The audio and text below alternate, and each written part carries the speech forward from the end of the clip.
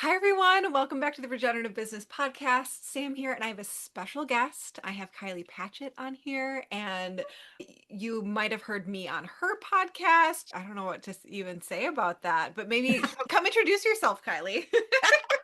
Hello, everyone. Yes, wild and fucking free podcast. That one is. We need to get a swear word in there straight away. Your episode, I think, is in season 4. But anyway, I can give you the link.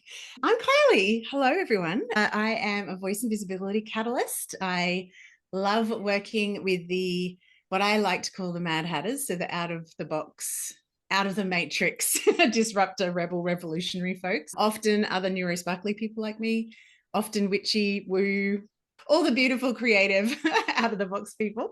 And I feel like, and we'll get to this, but during our time working together, Sam, I shifted from doing done for you, copywriting, book coaching, and ghostwriting actually, into this full expression of my work, which when I say voice and visibility catalyst, it's the combination of magnetic messaging through storytelling, the art of storytelling, the magic of storytelling. I love stories, with this energetic and emotional capacity building work. Because if we put the strategy on top of a foundation of a little bit of like internal oppressor conditioning, then we are setting people up to fail. And that's what I loved about working with you, because you do, it's all the magic and the marketing sass and the like all the things.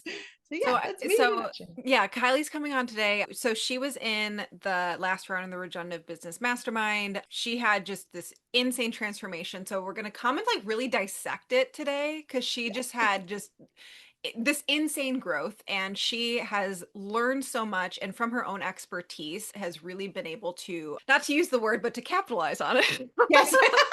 Shit, Well, that's true. That is true. And I'm excited to just look at and look deeply into what were the exact things that helped her go from not only changing essentially like full offers and business structure and industries essentially, but also Totally. have this huge visibility growth. And we're also like, this isn't just the storytelling. She's also going to talk about how you can go from being silenced by the internal oppressor to actually having this awakened and activated voice.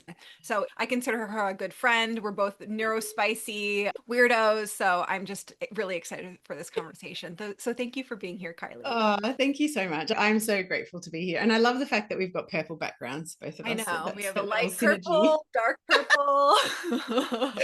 You actually just reminded me of something that I wrote as a headline on an ad last night. I was like, write like a weirdo, convert like a witch. And I'm like, that Oh, is that's basically good. my business in a nutshell. That's one line. That's So so yeah. Do you know, one of the things I'm really not good at is like celebrating shifts in myself. And we talked about this. You were like, Mhm. identity requires, like the shifts in identity requires moments of celebration to really anchor it. And Yeah. you made me go and buy these motorbike boots that we've been talking You about are the whole so launch. resistant to these motorbike boots. You know what the sad thing is though? They were too small, so I had to give them back. Anyway, Did that's you a whole wait, other wait, story. wait. Did you get I other? did. Okay, I you got did. the right size. I did. There was still a big celebration, and it was still, for me, it was like our motorbike is such a, that's an identity thing too, right? I've just turned 50, and part of me has this, oh wow, 50. That's, yeah, okay. That's like getting to middle age. Like my dad was 91 when he died. So I'm like, I'm going to live till at least 100. So 50 is only halfway, right? Yeah. But there is a little bit of, ooh.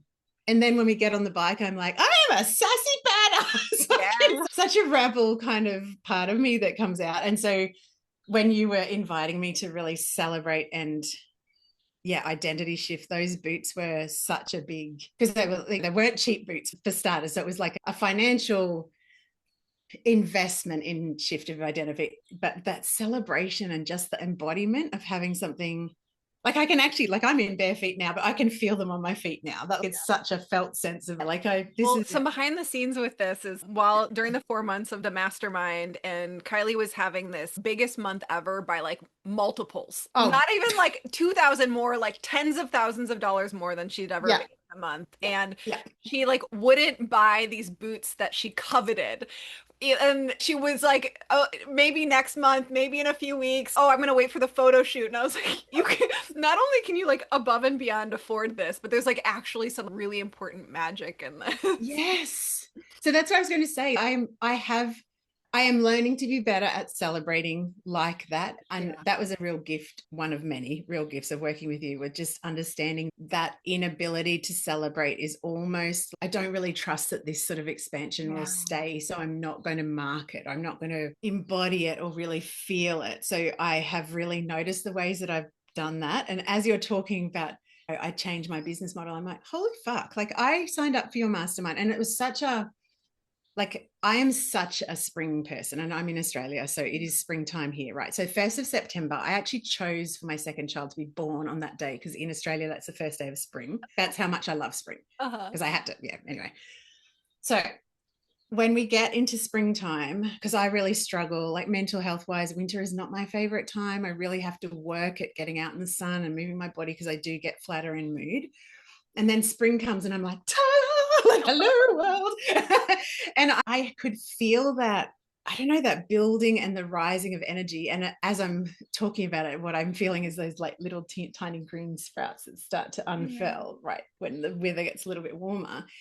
And I had seen your mastermind and I was like, this is for the last 4 months of the year. And I just knew there was something in my body that knew it was going to be a massive shift in direction. And then hearing you say, change my business model, I literally changed my entire business model and had my best month ever in 4 months. That is a little bit wild to think about when I look back.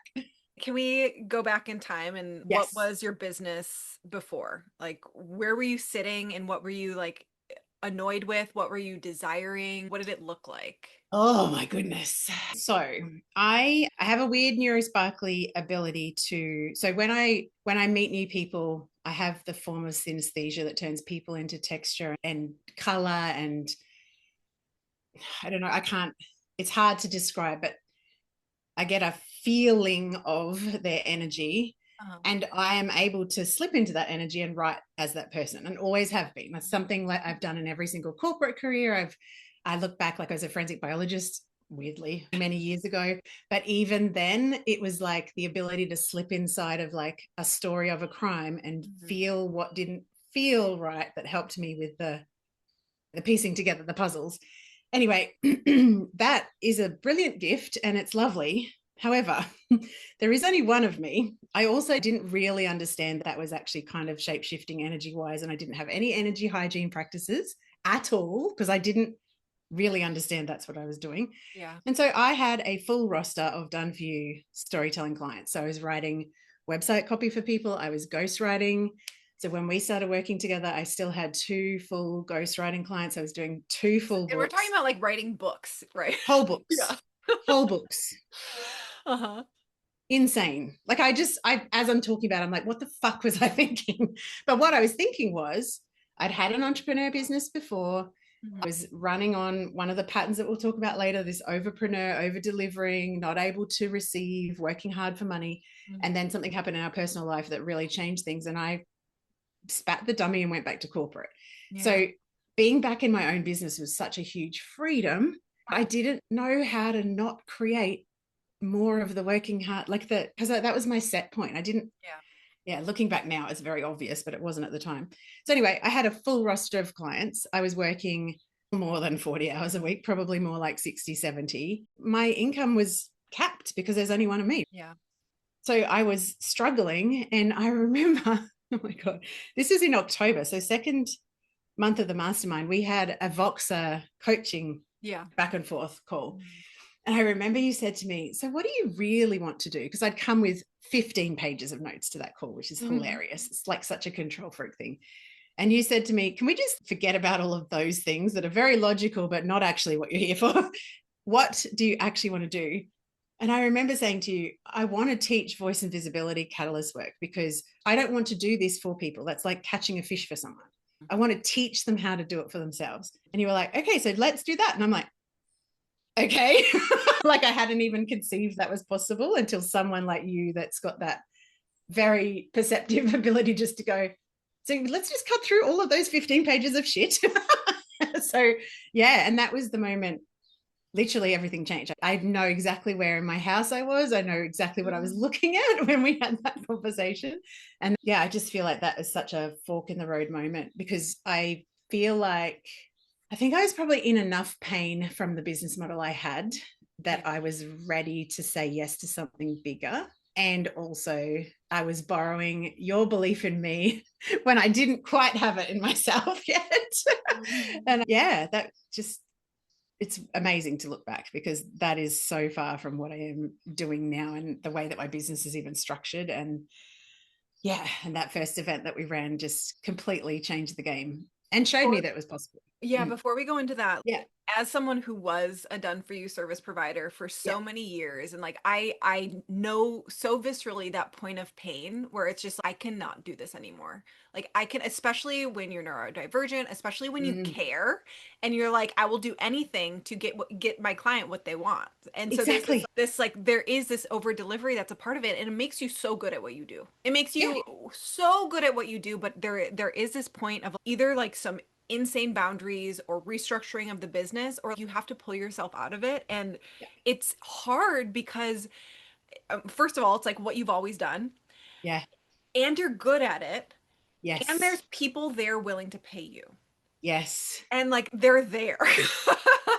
Yeah, and getting feedback like no one's ever seen me like this Yes. before. Yes. I've worked with other copywriters like that. And I'm like, I'm bloody good at this, but it is costing me Yeah. so much and I cannot pay that price anymore. Yeah. And I'm not available to pay that price anymore. I think that was a really important line in the sand moment of just going, I'm not actually willing to create another business that burns me out, that collapses, that doesn't create enough income for me to have, because my highest value is freedom. Yeah. And that is the opposite of freedom.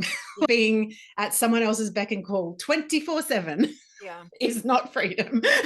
And I think that's the gift of getting older. And I'm like, I just turned 35, which I know is so young. That's so Yeah, young. I I recognize know, that. but still. But still, like my energy levels at 35 are very different than at 30, Oh, very different than at yeah. 25. So to be like what I was doing at 25, I could not do it now. I could No, not. Physically, I could not do it. nope. Not me neither. And I think too, like this is a gift of like, I talk a lot about perimenopause with clients because I often work with midlife clients as well.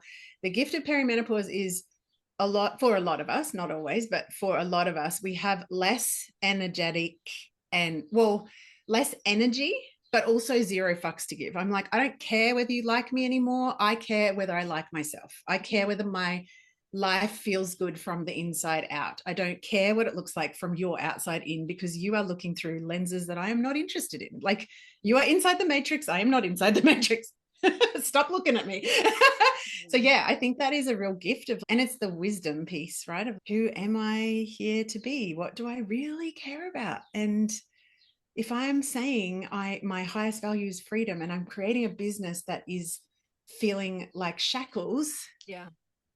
there's a point in time when you're like, I've got to stop kidding myself. And yes, it's scary because I am good at this and there is people paying for it. And to say I'm closing my done for you doors was, are we really doing this? And so if we dissect into the moment of transformation where you were like, Mm-hmm. okay, actually willing to look at what you want and admit it aloud to another person, had you realized it before and just because you said it to no one else, or you hadn't even realized it before? I grew up the kid of an addict. So I've been on a long personal development journey for years and years. And I've trained in so many different modalities around emotional resilience and healing old stories and generational repatterning and all of those things.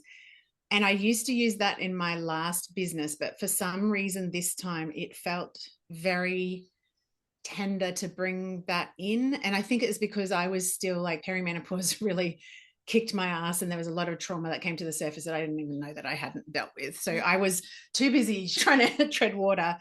And I just had this moment where I was like, you know what, if this is actually part of my own journey and the personal development journey of business, like we are in the wildest ride for Yeah. personal development and self-reclamation, if that is a huge part of what I'm doing parallel to all the strategy, who the fuck am I to stop using all of the things that I can bring to the table Yeah. and just keeping in this strategy storytelling land without also saying, because one of the deepest things that I was feeling in my body. Like I would write fucking amazing books. I know that book's not going anywhere because that person has so many visibility blocks that I can see because I'm a pattern recognizer.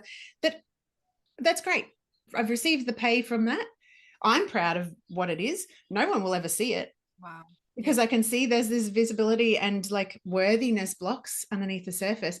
And I could help, but I'm choosing not to. What the actual fuck? Like, and I say to clients all the time, your message is not about you. You are here to provide your gift to the world. Unfortunately, all of that conditioning and all the fears around visibility can stop that. And I'm like, and now there's a hole in the fabric of what we're meant to be delivering. So all of us lose. Yeah. So yeah, and sometimes I say it a little bit more bluntly, it's not fucking about you. But that's really what I had that tough talk to myself too. So, are you listening? So in that moment, you'd never thought about it before. Like it was never crossed your mind because you were just treading water. Yeah. I was just treading water and I was so fucking tired because of how I had structured my business that I had no pause time to listen to what was actually very obvious. Yeah. And yeah, which is a massive problem, obviously. And you turned around and immediately implemented. What allowed you to do that? Or tell that story and what allowed you to do that? So in that conversation we had, I said, I want to do voice and visibility catalyst work. I don't even know, like we've all got made up titles, right? Yeah. What the fuck does that even mean? But in my head, it was like, bring the strategy and the soul, put it together with sisterhood, with community, because we all need that. And so that was very clear in that moment. And then I was planning, I don't even know what the original plan was, but I wanted to, no, I actually don't think there was a plan. Anyway, we had that conversation and we then talked about how could we. You were going to do like your book writing day live or something? Yes, that's right. Yeah. That's right. Yes, because which is still evergreen, but I used to run a 1-day workshop on how to plan, map out your book and not just. And you're going to get more book writing clients. Yes, exactly. Oh my God. Can you imagine? Oh, my little heart just shriveled. Yeah. So then I was like, okay, scratch that idea because I don't want to build that business. And then I had this idea. I was like, what if I did this activation? Originally, it was going to be 21 days, God forbid. Anyway, it ended up being 11 days and it was all around voice and visibility. So helping people understand the mindset and the energy and the visibility issues on the surface, and then teach them a bit of storytelling, and then teach them this self-devotion, self-care, like connecting to the soul of your business and your soul type of stuff. Was like the 3 pillars that I kept seeing in my head. And now I think of them as voice, visibility, and vibration, because it's that kind of energy type of, I love alliteration. And yeah, so then Scene was born. So the program activation that I ran in November, and I think we did that Voxer call October the 6th. The sales page was up a couple of weeks later. And in the same call, you were like, oh no, I think it was in a mastermind call. You said to me, so how many people would you like in? And I'm like, oh, I don't know, like 15, 20 would be cool. And you're like, is that really what you want? And I'm like, 200 would be good. And then I'm like, what the fuck are you talking about, you crazy nutter lady? You've got a tiny little list. Not at all that. Anyway, you challenged me and said, how could we open the door to that happening? And then there was some mindset stuff around, receivership and visibility around my dad, and just feeling like you're betraying people because my dad was born in the Depression in Australia, long-term army man, beautiful, beautiful man, and also did not believe that money could come easily. Yeah. So I had things to wade through before I could really show up. Anyway, I had 201 people sign up, which was instead of 15. 15, I know. But I think that so demonstrated to me that so often I had desired something bigger. Yeah. And then said that my desire was much smaller because I was so afraid to go all in, and I was afraid what that success would mean, and can I really hold it? And that's a lot of responsibility, and again, they're visibility blocks, like all this stuff under the surface. And then I turned up at that call. There was 125 people live, which was insane because Australian time doesn't really work for the rest of the world half the time. And I remember I did an opening circle because I was like, if I'm going to do this, I'm coming out full witch in every aspect of myself that I had been keeping under the cover. And we did a ceremony to open the circle. And I still remember the feeling of I had been talking about how the golden threads that run through our lives that allow us to lean into our life purpose and our destiny, like all those little dots that go together that lead you eventually to where you're meant to be going. I was like, imagine all of those golden threads. There's 200 of us standing in a circle around this big tree, like we did a whole meditation around it. And imagine that your golden thread is I've got goosebumps, like intertwining with every other disruptor, rebel, revolutionary in this circle, and everyone else that will, because there was 200 there, but since then 382 people have gone through the evergreen version of Oh it, my which is gosh. In wild. I addition, know. wait, in Sorry. addition to the 200? Yeah. Oh Yeah. my God, so good. I Okay. know. It's become a $25,000 product. It's a $33 activation. I know, it's wild. And also then $70,000 worth of mastermind sales off the back of that. This one decision and it's such a testament to the space holding that you offered us, that you can actually say that you want this. And then you kept challenging me about this hold the pose thing, which I always credit you, but I'm always like, can you hold the pose of a woman who actually has 200 people in that room? Can you hold the pose of a woman who talks about this event again and again? And at that stage, I was terrified of doing lives on Instagram. Remember the first one? I had to do the first one lying on the floor because I felt like I was going to vomit and I needed to ground myself. So I was like, fuck it, I'm going to do it because I told them I was going to do it. I'm going to lie on the floor. You can still see it on my Instagram feed somewhere, probably beginning of November, where I was terrified. I don't know why. Like, I'm obviously a talker, but something about the live thing was really an edge for me. And yeah, you just kept on, can you hold the pose? And it's like, how would the version of me that believed that 200 people across the world could need this and could say yes to it and spend $33 on it and choose me as the guide to do it? And that completely changed the results of the launch, but also then changed the trajectory of my business, like literally. And I'm like, imagine if you hadn't said, do you really want, I could have had 15. Yeah. And that would have been lovely. And I would have gone back to done for you work more than likely. And I would probably still be struggling and maybe burning out right now. Yeah. Okay, so I want to scoot back a few steps because there's a few things that, because I'm like, I want to deconstruct. I want to deconstruct all of these things. First of all, just with what you were saying of hold the pose, this is an idea I learned from like the spiritual and year-long intensive thing I took in my early 20s. And the leader of the group talked about this, not only in the like holding the meditation poses, is like you're holding the pose, but it's also around, I can't remember if she used like the term queen or something, like queen energy and stuff. I can't remember, but it's like when you're going into the world and your external reality isn't matching what you are internally wanting, like you have to internally hold the pose of what you want until the external reality matches. And I remember, Kylie, you really had a really clear transmission. I think you used like an AI visualizer to show the actual archetype of the person that you printed out and had it right in front of you. And you're like making eye contact with this archetype every day. And it was like, I'm holding the pose, I'm connecting with this energy. There was a whole thing. So at the beginning of 2024, I've been doing the word of the year for a long time. And the last couple of years, I felt into the word wasn't capturing it. It was more of an archetype, like something that I wanted to bring in or embody. And I just let them come to me. So not from the head. And the one that came to me was the Empress. And I remember talking to a friend of mine who's a womb healing person. And I was having a session with her. I'm like, I can't be the Empress. That's bloody ridiculous. I'm just little old Kylie from a little country town. And she's like, really? When I think about the Empress, like she's pregnant with possibility and she's also very receptive and she's very connected to nature. And so I had her everywhere. And so the whole holding the pose became so connected to that picture.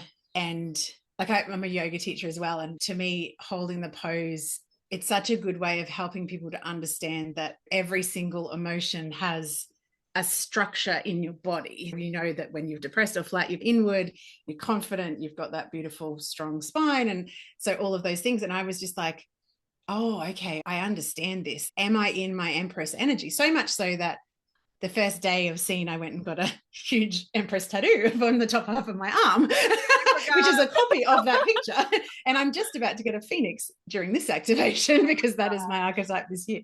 Yes. Yeah, I was very resistant to the phoenix. But anyway, I had a real process around, like when I went into my office, that was like, there was no like rushing to the computer to get shit done because that was such a big thing for me. It was like, take the time, you light the candles, you set the intention. You'd given us a beautiful oil, which I actually just used this morning again. Like there's a little tiny bit left, so I have to be very I'm like, not every day.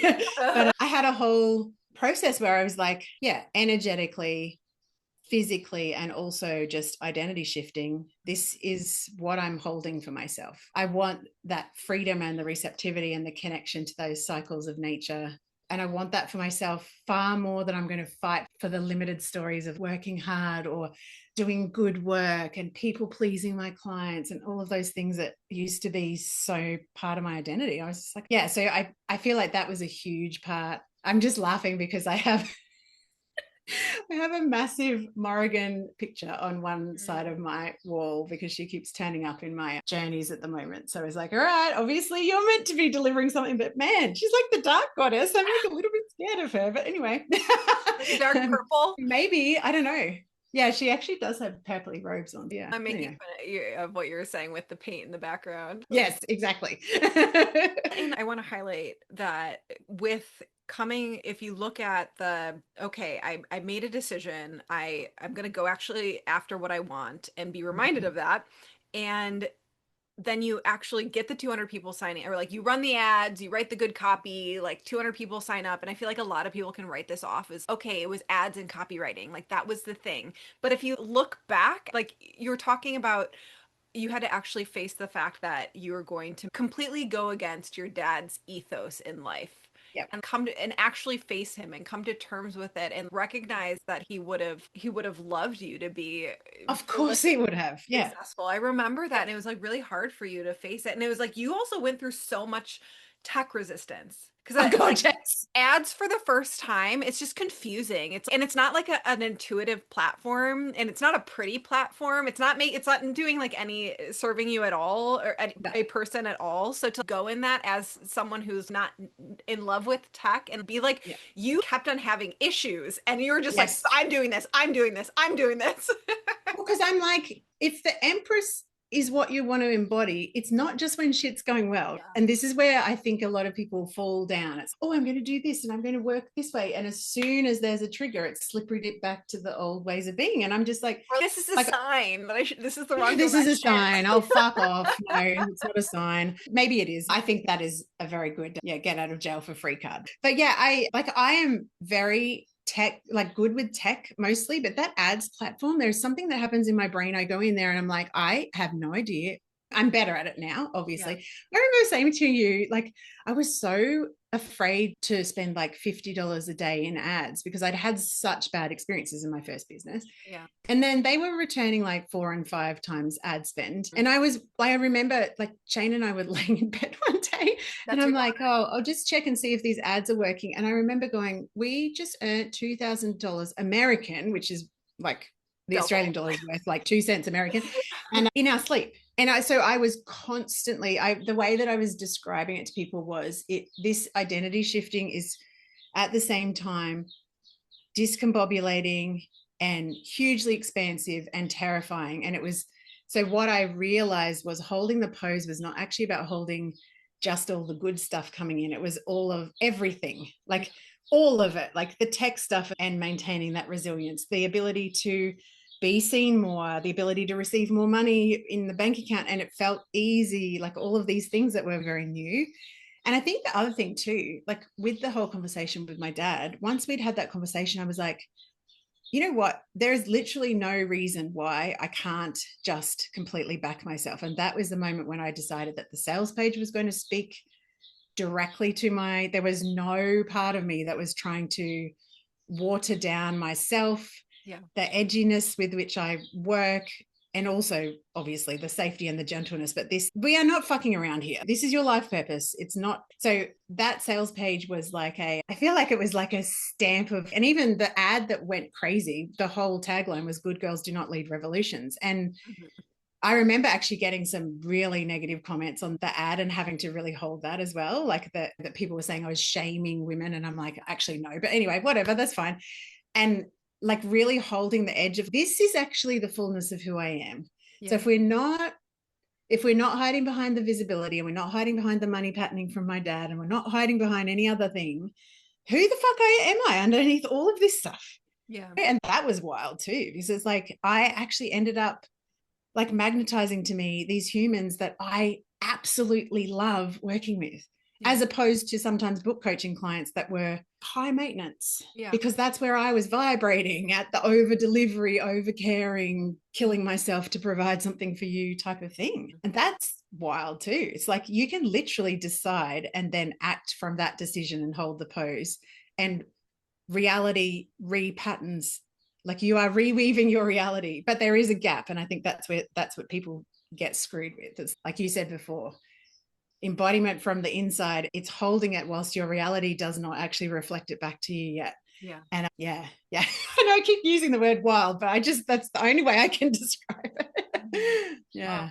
And then one other thing from that I remember from that period was, and you'd said this just right now, of unveiling yourself as the witch. I'm not holding this back. And I remember during your 11-day activation of Scene, people, so many people within of the 200 people that were in their live were being like, saying that they're unveiling themselves as the witch for the first time. And Yes. of course, there's a difference between people who are like actually imposters, who are trying to like Yes. pull one over and pretend something that they're not. But there's a difference between that and being like, I have all of this expertise, I've just been afraid to actually share it or share it in this specific way. And Yeah. you were just on the edge of the miracle of unveiling that immediately activated everyone else in that I scenario. know, it was crazy. Like at least 30 people on social media are like, if the definition of witch is a woman who is in her own power, speaks her truth, is connected to nature, and uses unseen support forces, and everyone's got a different Mhm. definition, but Mhm. if that is the definition, I am a witch, always have been. And so many people still to this day will be like, oh yeah, I came out of the broom closet in the scene activation. That's just such, it was such a thing. And it was like, oh my God, like actually me saying who I really am and calling in the people who I really want to work with, it's this ripple effect that continues to go, because she can actually be who she is and turn up the way she is completely messy and magical, like not just the beautiful stuff, but also the can't find my car keys and I swear like a trucker and all of those things. And if she can do that, then I can do that too. And Yeah. that is, it's such a cool thing. And that's why I call this work activation and catalyst work, because it's just, yeah, it's that first like spark of, oh my God, this is possible.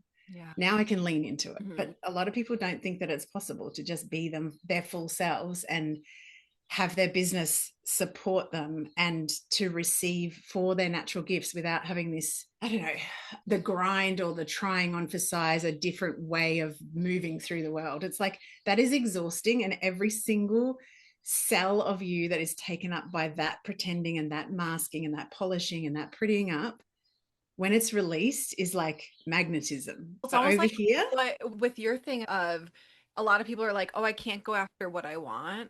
And it's like the truth is, like, what they're saying they want isn't actually what they want. So correct. they're like, I can't have what I want. It's too hard and blah blah blah. But it's like they're not even claiming what they actually want and activating that magic. And I think that a lot of that is, can I really want this much money and still be a good girl or a good person? There is such a clusterfuck around money and receivership and being seen and this goodness, or Let's talk yeah, about the internal oppressor. Tell me about the internal oppressor. I feel like this. yeah. This is a wild conversation I just had. I'm such a verbal processor, so I Yeah. only just made this connection. So I'm often talking about like the systems of oppression that teach us that we don't have as much power. We should be quiet. We don't have a seat at the table. We are XYZ, whether it's a woman or whatever, like all the isms, all of the bullshit that's out there. And I'm like, the most revolutionary thing we can do is actually silence the voice of the internal oppressor. And the internal oppressor is just all that oppression out there, whether it be societal, patriarchal, cultural, familial, and we turn it into this internal oppressor. Mhm. Like often, like we're in our own businesses, we have, not always, but for the majority of people in the Western world who are entrepreneurs, we have a lot of freedom to just do and say and create from our mind and then charge money for it. Isn't that wild? It's like haven't been able to do that. And so what stops us? It's the internal oppressor that says you don't deserve that. You're not good enough. You don't have anything to say. People aren't going to listen to you. People are going to judge you. People are going to cut you down. You can't say that because your family will see you. Yeah. So all of this oppression externally has been turned into this internal oppressor. I'm like, oh my God, I always think I'm leading a revolution. That's the revolution. It's silencing the voice of the internal oppressor and understanding that is all just learned limitation. It is not, if you think about like internal family systems language, like that is not your authentic self with a capital S, like I call it the wild woman, like the wild woman inside of you who knows what she wants and is like this much more untamed and unshamed than the way that we mostly show up in the world. Like that voice and the internal oppressor voice are very different. And when you take the pause and can be aware enough to understand the difference, it's like, oh, this voice is just all of the shit that I've been taught about how naturally, and this is so much the case for neurosparkly people, the way that I naturally am, I have often been taught many times over that is not okay. Yeah. You're too loud, you're not focused enough, you can't concentrate, you're too enthusiastic. I got told so many times as a kid, don't be so passionate, don't talk so much, blah, blah, blah. And I'm like, fuck you, that's my entire business. I get paid to do this. Internal oppressor versus external. You want to break the hold of the external oppressor and you want to disrupt and create new ways of living. Break the internal oppressor first, because she's not going to let you do any of that. Yeah. It's wild when you think about it. I'm like, oh my God, that's the revolution. Like, and how does that connect in with the voice activation work? Because every single part of this is that internal oppressor saying, you can't say that, you can't speak up, you can't say what you really want, you can't say what you really desire and lean into it. And I use the word unapologetic a lot. And I think it's important to define that, because I think when I say unapologetic, sometimes people think loud or brassy or almost arrogant. It has to be a showy, and it's no. Unapologetic to me is being able to speak the truth inside of you, that wild woman truth, with absolutely no connection to how other people are going to perceive it, whether it hurts anyone else's feelings or whatever. And there's a lot of people who will be listening going, but that's not good. It's like the truth fucking sets you free again and again and again. And yeah, there's an edge, but that unapologeticness, that is the magnetism. That is, like I always talk about when I'm thinking about magnetic messaging with clients, I'm like, when you are diluting yourself because the internal oppressor is saying, pretty it up, make it fancier, make it softer, don't say that, la, la, la, la, la. And you do that, the bat signal that you're putting out there is prettied up, polished up, professional. Guess who you're calling in?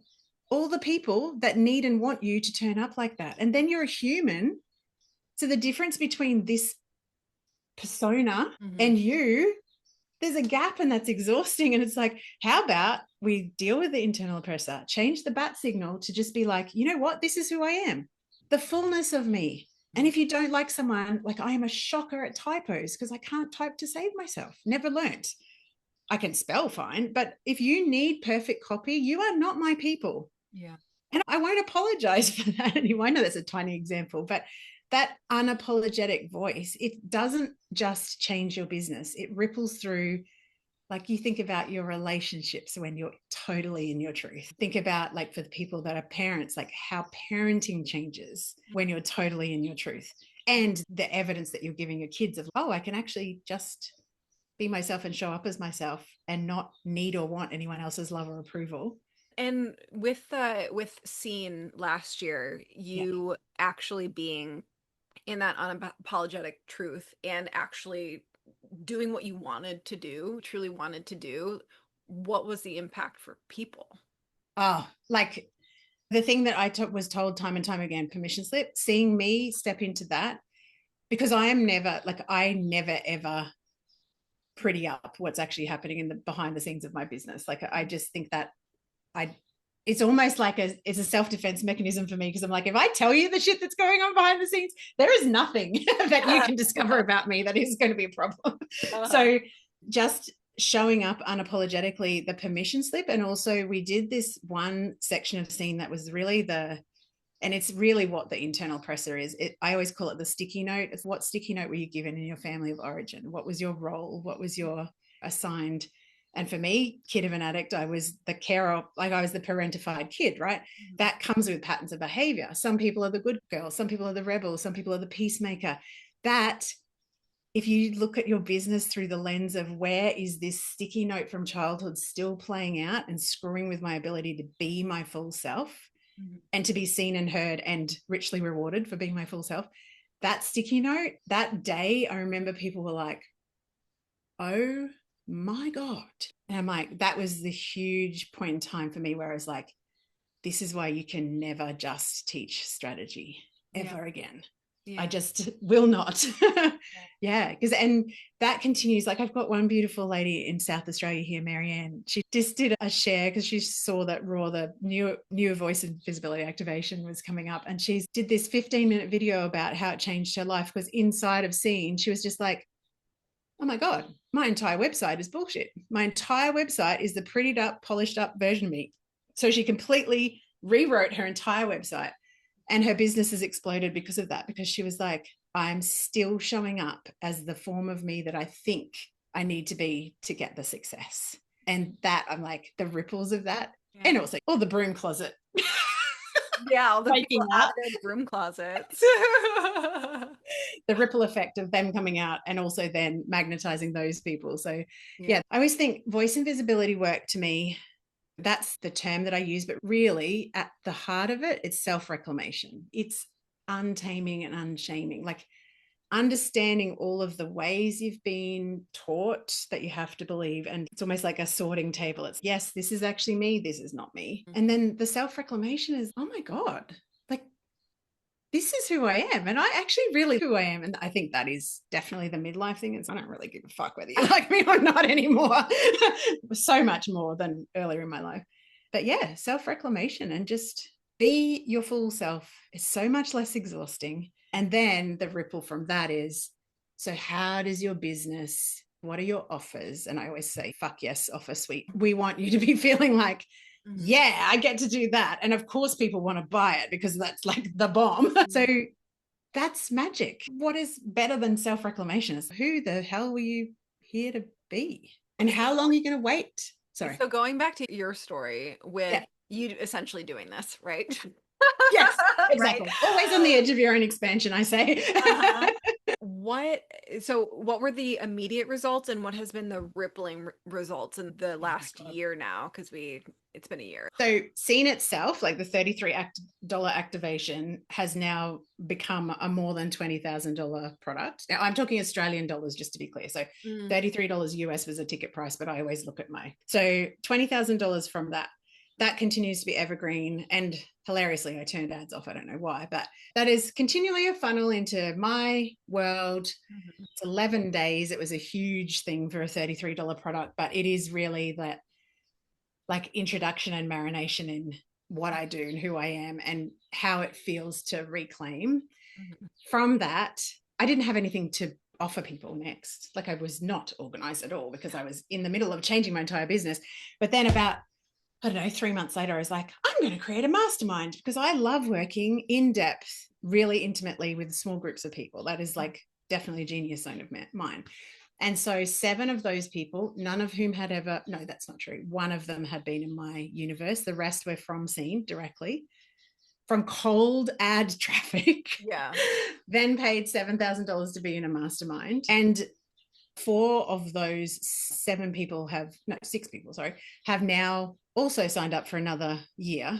So the ongoing kind of ripple effect from an income perspective. So what is that? It's like 42, and then I don't know, say 80,000 and change, plus the 20,000 originally. So that one decision, $100,000. But more than that is how I feel day to day. Like I have a calendar that has a couple of calls a week in it.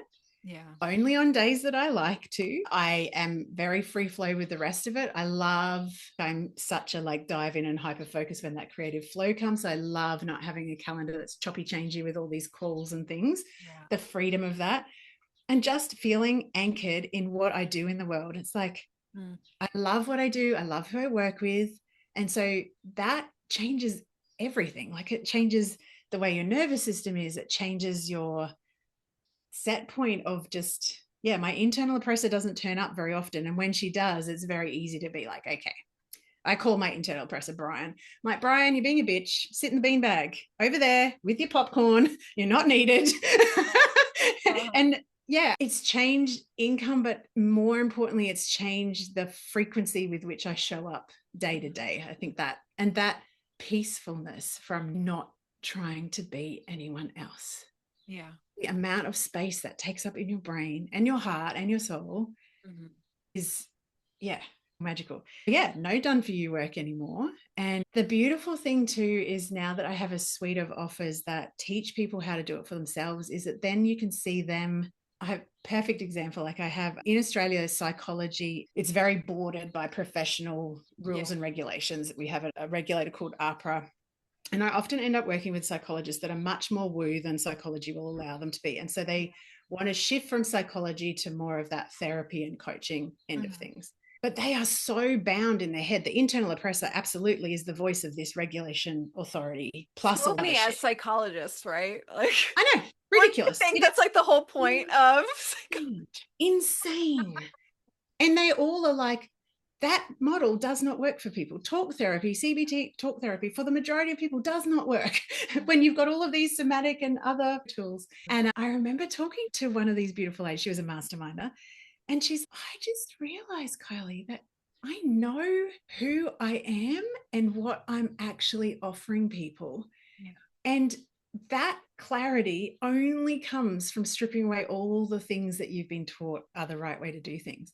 Yeah. And I'm like, that means that then my work's impacted her like that, but that ripples across all of her clients and all of the people she works with. And then all of those, like that is the cool thing, like the ripples in the pond that, and I don't have to break myself to do it. Mhm. This work gives me energy. Yeah. That, and then that magnetism, like you can tell when someone loves what they do because there's like a, it's not always joy, it depends on what sort of, like I turn up to coaching calls, I'm like, hi.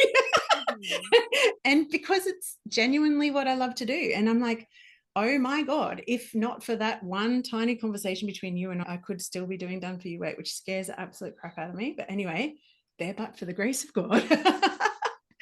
Yeah. It's funny every time because I've changed my business model a few times now Yeah. over the last 10 years. And every time I do, it's just a hard decision. It's like there's Yes. so much internal resistance around it because I have this everything is set in place. I know how it works. I like know like even if I'm like overworking or whatever or like Yes. having all of these like negative things happening, I'm still like Mhm. set in the this is what I know.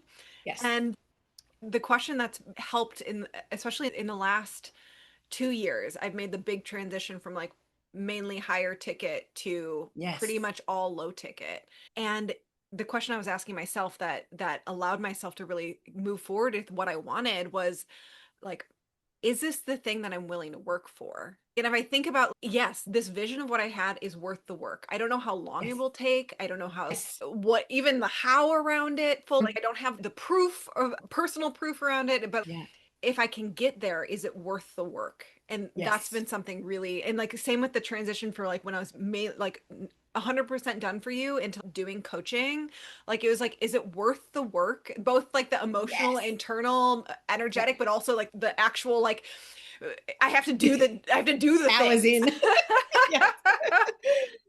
Yeah. So it sounds like you had success from day one around it, Yeah. which like you worked hard for it. You definitely worked I hard did. for And it. like the other thing, it sounds like we're talking mainly about the like the benefit of the expansion, but I will also say I came up against huge edges. Yeah. And now I look back and think, yeah, I had that enormous month in December. I also went through a contraction of, I don't know whether I can hold this. I Yeah. think looking back at that, I feel like there was, and it's funny going into this launch, which is a very similar offer, it just feels very different. Like that, like the Empress embodiment, like she's already who I am. I'm Yeah. just stretching into a deeper expansion of that kind of thing. But I think that this is, yeah, I don't think it's our nature to continually always expand. If you think Totally. about those Yeah. beautiful, like the dahlia blooming and then contracting a little bit, blooming and contracting a little bit.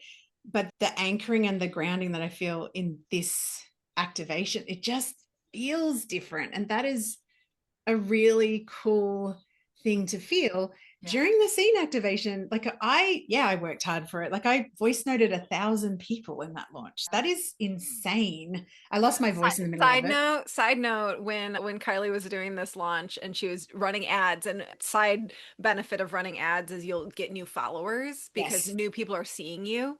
And every time someone followed her, she would send them a voice memo. And Yep. it worked so well. Like there It was a did. clear payoff around it, Yep. but it was Yep. just like you were working. I was working, and the thing is, I feel, and I'm still doing it in this launch as well, but I noticed that the last launch, there was I wanted to connect with people and welcome them. Like the intention was always there. And there was also a little grippy kind of energy of this is what I need to do.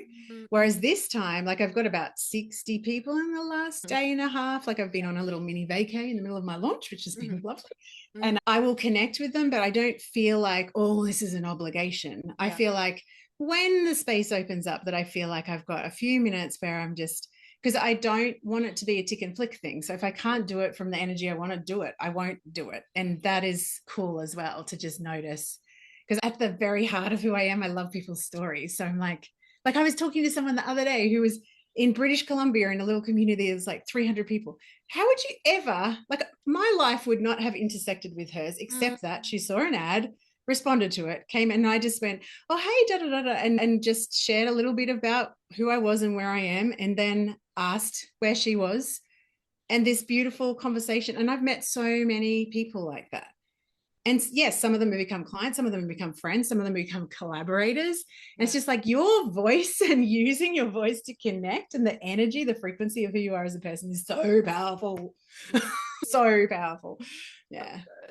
good. So obviously the contraction after the scene launch last year, we're happy with how it worked out. And like, of course, we're not always trying to grow, but what are you changing this year? Because you're doing Roar right now. What are you changing this year Yes. in your business structure or with Yeah. how you're caring for yourself to prevent or change the contraction? So different. Like I just said, I've been away on holidays for 3 days with a friend from Melbourne, because these days I understand that my joy and my energy and how I'm feeling in myself is the key thing that I want to take care of, because it allows me to show up in the most ease and most myself, because I'm full. I just spent 3 days with my beautiful friend who I never see in real life, that just happened to be in the nearest capital city. And it's a festival there. So we saw these light shows and fire twirls, and like I've got all my dopamines like da, da, da, da, Aw. da.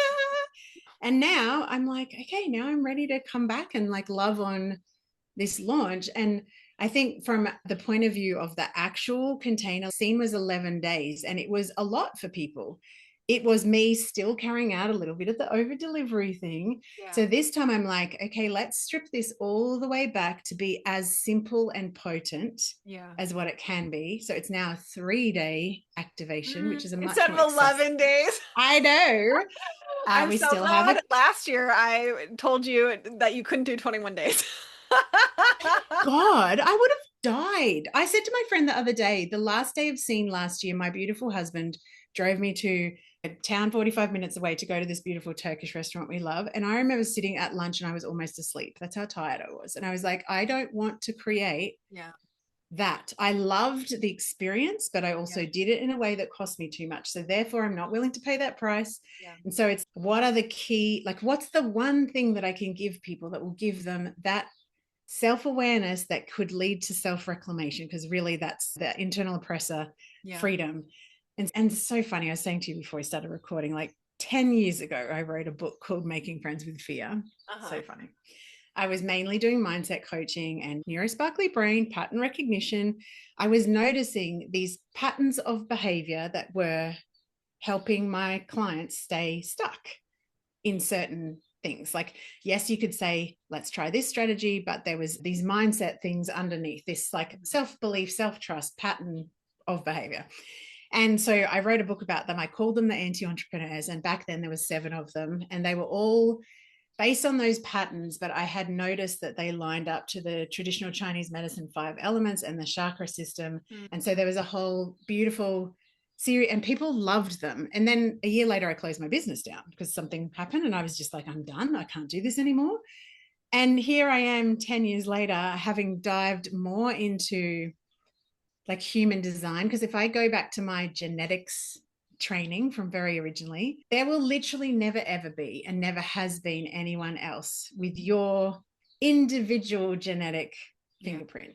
Even identical twins will have like environmentally enough differentiation to be very different, not very different. So I'm like, this is the key to the golden thread that then weaves through the whole collective being much more healthy. And then I started like looking into human design. I'm like, hang on a minute. There's this energetic piece. And then I'm like, oh my fucking God, it's the anti-entrepreneurs, but they line up to the human design centers and my brain's, woo! And so now the anti-entrepreneurs that I created, the whole fear frame to freedom frequency shift method that I created 10 years ago, is now a 9 anti-entrepreneur system, because it does line up to the 9 centers. And it just gives people an understanding of where the conditioning, like I call it the Achilles heel of visibility. Like all of us have all of this going on, but what's getting in your way the most right now? The Achilles heel. So the activation introduces people to the 9 anti-entrepreneurs, helps them to uncover their specific one. And then I teach the fear to freedom activation that I've been doing. Can we get a little preview? Can you like share one of the 9, or the most potent one, or the most common one, or something? Yeah. Do you know what? Because I have a quiz as well that self-diagnoses. I know, it's fun. I only just created it. Like I'm so totally pantsing this launch. I haven't even got the sales page for the next offer done. That's my next job today with 3 days to go. So side note, pantsing, that's from Sacred Attraction Formula, and like writers in general. Are you writing a book, or are you running a launch as like a planner or a pantser? Do you know what? That planner is actually, so my Achilles heel, if we're talking about like the overworking version of me that has run my business before, is part of that overpreneur is really locking things down into control and planning. 15 pages of notes for a 1 session with Sam Garcia, for instance. It was a fun. Looking at you. Yeah. So now pantsing this launch, oh my God. Number 1, huge self-trust required to be a pantser. Number 2, magic unfolding left and center, like this interview, because I was just like, okay, these ads aren't working as well as what I thought they might. What else could I wonder what, and just giving it over to the energy and waiting for the answer to drop in and responding to that. So much more freedom. Anyway, so the quiz was part of the thing that I was like, I'm going to do a quiz. So in the quiz, I noticed there's been about 118 people do it. And by far, the biggest type that turns up is the dreampreneur, which is actually one of my favorites. I love a dreampreneur because which center? They are the crown. Okay. Yeah. Yeah. So if you can imagine, if anyone knows human design, so this is the inspiration. So in its shadow, in the fear frequency, it is so many ideas and so much, I want to say mental masturbation, but can we say that? I don't know. So much pouring in, but often not getting grounded here. No grounding. So I don't trust myself enough to actually pick one of those ideas and trust that it's mine to bring down here, make manifest and create in the world. And so it's the underlying fear, like the core fear is fear of successes. If I choose one thing and shine as bright as I can, because these people in the freedom frequency are the visionaries. They are literally the people that will repattern ways of being. But they're so fucking afraid of their own power so often. And I'm like, wow, like I'm talking, I think it was like 37% of people that have answered the quiz, that was their Achilles heel. I'm like, that is really interesting, because I feel like the pendulum is very close to tipping back in the other direction with all the shit going on in the world. And I'm like, dudes, all you visionaries, this is your wake-up call. Time is now. Yeah. Get the fuck over all of this. And it's like that churning around and the inspiration and ideas, but never actually doing anything. And if we go back to the beginning of your story, one of the superpowers that you did was you ran with something. Yeah. You ran with something immediately. And I think there's a lot of like ADHDers have total, like that is a superpower if you run with something and go with it versus just like stewing or whatever, like changing directions a gazillion times. But it also helps you like be in the miracle, which is easier for selling, is easier for getting your clients transformation when you're in the miracle of the work, but it's you have to run with it. So you can't just dream about it. As we're talking, I made Like I was, when the original anti-entrepreneurs I used very, because I love retro styling. So a lot of, I keep coming back to this retro kind of feel and the pop arty kind of feel, but the anti-entrepreneur pictures for each type were very like 60s and 70s. And I'm like, hang on a minute, Kylie, you're talking about healing the good girl wound, but you're using pictures that are like Stepford wife kind of, and I'm like, what the actual fuck? Okay, let's change that up. So I actually use AI to do this because I'm not as clever as I knew what I wanted. But the dreampreneur is this like, because they're often like they are the obvious outliers too. Like when someone turns up to a call and they've got like full sleeve tats and the pink hair and everything, I'm like, there is a good chance that you are one of two types. The shinepreneur, which is the next one down, Ajna, and or the dreampreneur. Not always, but the archetype, because they're not enough real people to know that that's the person, but they are absolutely based on clients of mine that are very in that archetype, and some of them know that. But yeah, the dreampreneur is on this purple background, but she's got this funky like hairdo and stuff, but she's just it's like up there in the clouds, and I'm like, come back down here, choose one thing, go with it, learn from it, like just make a choice and back yourself. And also the parallel work is working on what are you actually fearing that success will cost you? What is this secondary gain of keeping yourself small with all the ideas and all the fluffy stuff and without actually like grounding your dad. yeah, exactly so it's yeah. And I just feel like when people understand the Achilles heel, like any system is just self-awareness, right? But we can't change behavior that we haven't pulled out and put our goggles on and gone, oh, okay, there is a pattern there. So yeah, I feel like raw is seen, but a distilled version of seen that is like the key to the door of understanding, because every single one of these patterns has this beautiful freedom frequency, which I've also paired with goddesses, which is I've just gone a little bit witchy right at the end. Pop art and witchy. I don't know. It's my signature, pop art and witchy. But the goddess, there's an initiation, like an invitation for each one. And then it's a heroine's journey. And yeah, which we won't get to in raw. But yeah, I'm excited because I'm like, when I share this in one-on-one or small group coaching, people are like, oh, to the point where I was voice coaching with someone the other day and she's like, oh my God, I totally just spoke to you totally from the fear frame of my perfectpreneur. And I'm like, yes, you did. But the fact that you can recognize that and then ask yourself to go here to the wild woman, to the flip side, to the freedom frequency, what you actually want to embody and hold the pose of, what does she have to say about that? And she's, oh my God, that was just a big story that I have been distracting myself. Yes, I'm like, yes, it is. It's love it. But so coming back to the prevention of contraction, I think there's also the point of the first time you do something and you do have massive growth, it is totally natural to contract. And okay, so you go do it again and then you won't contract or you won't contract as much. You know? So it's like you're not learning ads this time and you have an offer already set on the back end of it. So like huge pieces that weren't there are already in place. And so even if you redid everything with that amount of effort, you have things in place that you didn't before. And like you have evidence that you can hold 200 people. Like 200 people now feels like, of course I can do that. Bring on 1,000, bring on, like I thought there'd be 500 people. There's nowhere near 500, but I'm also like, okay, so what is also the lesson there of I feel like visibility, we can get so caught up on the numbers, but it's like, who am I actually impacting with this work? If there's 150 people in a room, and every single one of them get a transformation and ignition from being distilled into one potent understanding rather than 11 days of, I'll give you everything that I have. That excites me. That is like, what is possible? And so that is more of my like, this can actually be easy for me and light and simple. I don't have to slog. And people still, and in fact more so, get the transformation from the potent rather than the overstuffed, over-delivered offer that it's like drinking from a fire hose. Yeah.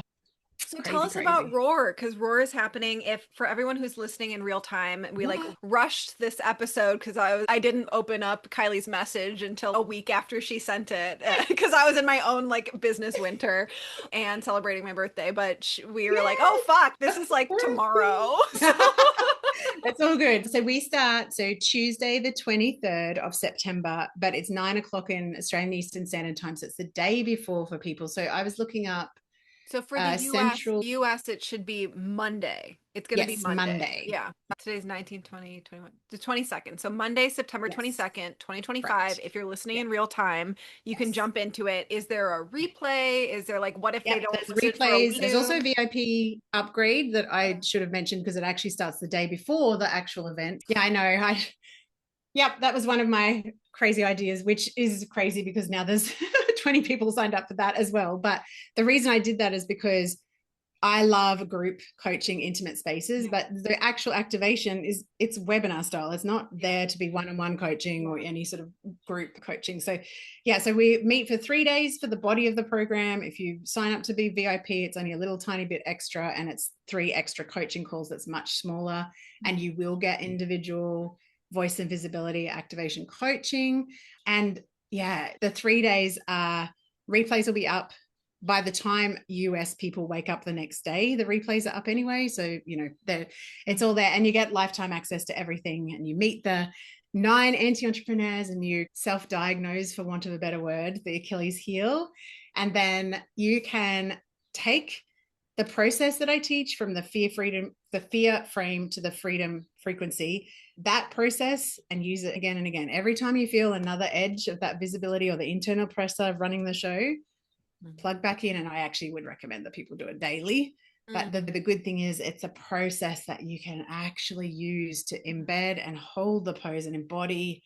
This is where I'm going. The fact that I'm scattered and ideating because I'm a dreampreneur means that I'm also the visionary leader. Shifting into that and operating your business and your life from that And frequency. if they want to start with the quiz, what's the Yes. quiz URL? Or That is actually a good question. I do not know, but I will give you. I know. yeah, I'm like We will fix that.